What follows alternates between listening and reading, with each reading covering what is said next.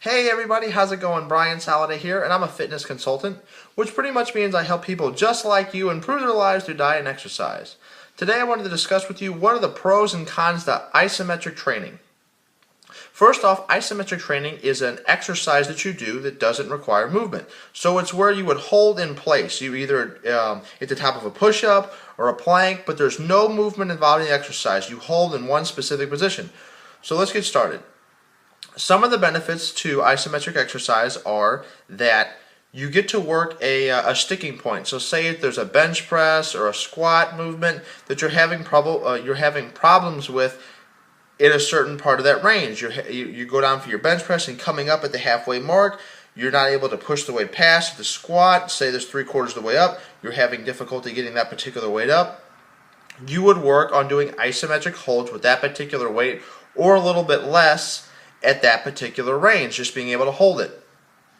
Secondly, a great benefit to isometric training is it's terrific for people that have any arthritis, either in the shoulders, knees, hips, because there's not movement in the activity. You're holding in one place. And when you do this, you're able to work around the areas that are most affected. What I mean by this is, typically when you have arthritis, there's a certain part of the range of motion that is okay for that joint or that body part to do, but other parts of the range are more difficult, and it starts to kind of rub, because when there's arthritis, there's wearing in the joint, it starts to rub on the area that's been affected over time, and constantly rubbing over it causes an inflammation, and that's what causes the pain from arthritis, typically, not in all scenarios, but typically.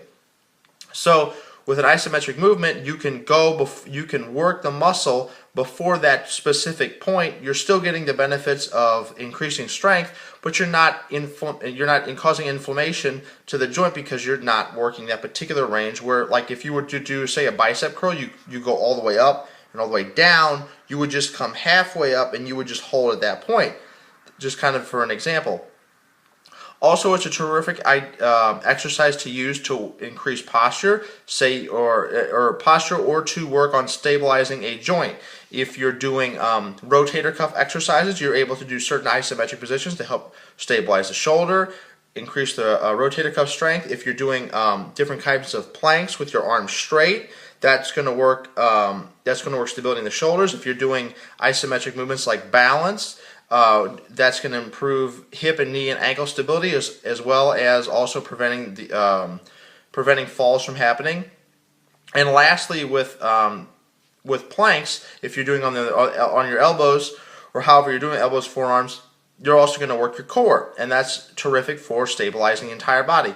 The only negative sides to isometric training are you are not working a range of motion because there's no movement. So when this happens, you're not going to be able to increase muscle mass too much, and you're going to have weaknesses. So what I mean is, you're only going to be strong in the area that you're working if you just do isometric training. If you only work in a specific range, you're just going to be strong in that range. So there is that negative. And the other negative is, if you do have high blood pressure, just be careful of this one, because isometric movements can increase blood pressure. Well, actually, they do a little bit, especially if you hold your breath. But it's something to consider when doing an exercise program, just to be aware of. I hope this information helps, guys. If you could click the share button for me below, that would be terrific. Have a great day, and I'll talk to you soon.